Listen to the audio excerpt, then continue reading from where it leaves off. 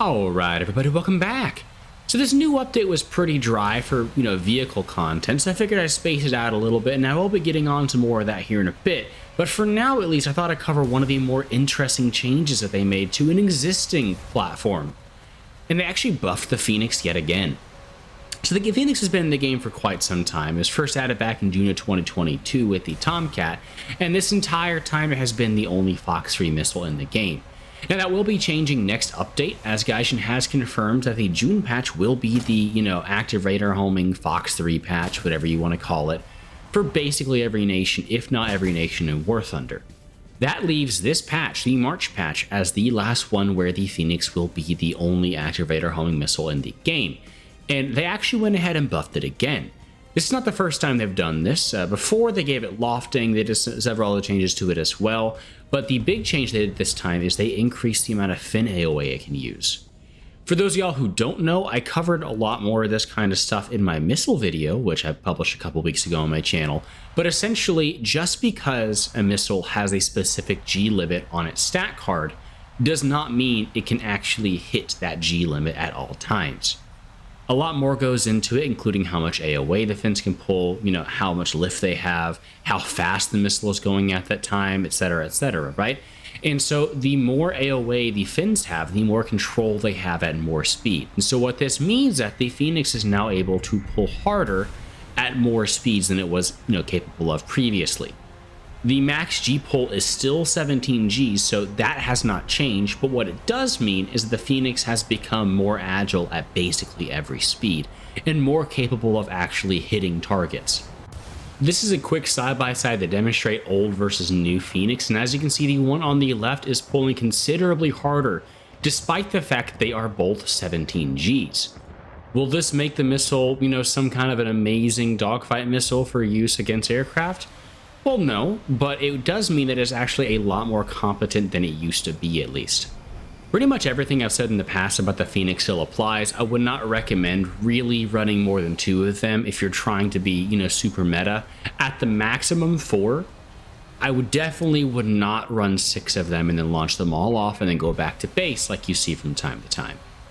If you are going to be using them, make sure you go up to nice and high altitude and a good speed.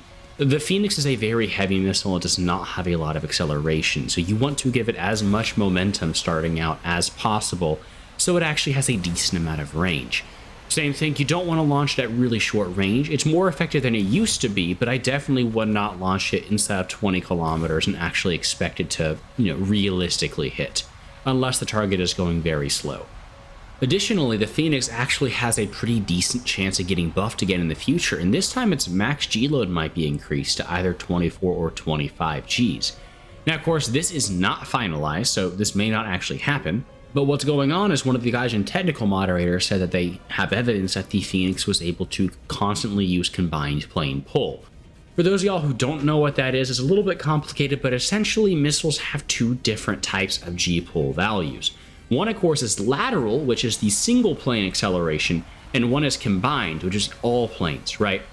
So the missiles in general are not able to constantly pull their maximum amount of Gs. The AIM-9L, for example, it should be 32 Gs, it's 30 Gs in game, not a big deal, right?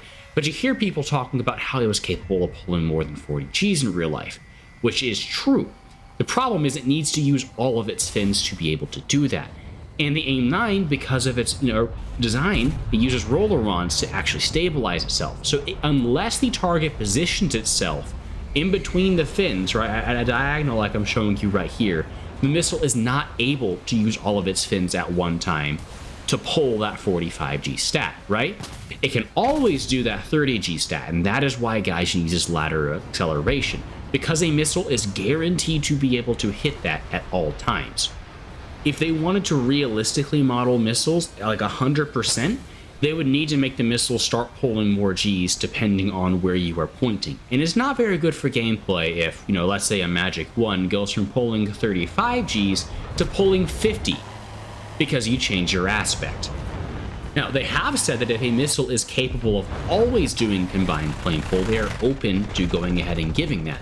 So for example, in the case of the Phoenix, they have found proof that it could roll itself to be able to do so. The Magic 2 may also get this, because it seems like it may be able to pull 50 Gs at all times, But unfortunately, there's no solid declassified information that we're able to use to prove this. So unrelated to the Phoenix, you may have noticed I'm using the F-14B in the background. 12.0 actually has a really good matchmaker now. It's been a few months since I made my last F-14B video, and that was back when 12.3 was top tier.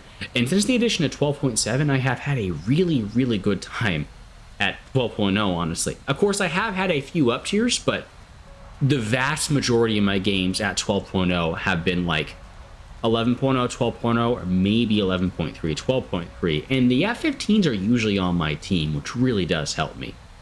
So if you do have any 12.0s that you would like to play, now is a perfect time to go ahead and do that. Honestly, at this point, I kind of hope they don't give the F-14B the AIM-9Ms, because at 12.0, it is a lot of fun to play right now. You know, as many countermeasures as you need realistically, a great kit, and good flight performance as well. Speaking of that kit, Gaijin did do something funky to the AIM-7F and M this patch. They actually added a new separate version of the AIM-7F and M for the F-14 and the F-15.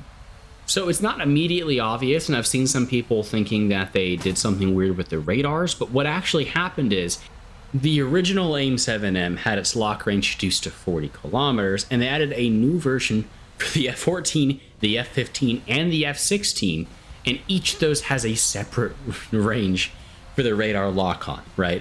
So, for example, the F-16 has a maximum, seeker range of 50 kilometers, the F-15 65, and then the F-14 80. Now, will this actually matter? No, not at all. I mean, you're not getting, 40 plus kilometer AIM-7M kills realistically in a match anyways, right? The enemy would have to basically be flying straight at you at Mach 2 at 80 kilometers and never move a muscle for the AIM-7M to be able to hit at that distance.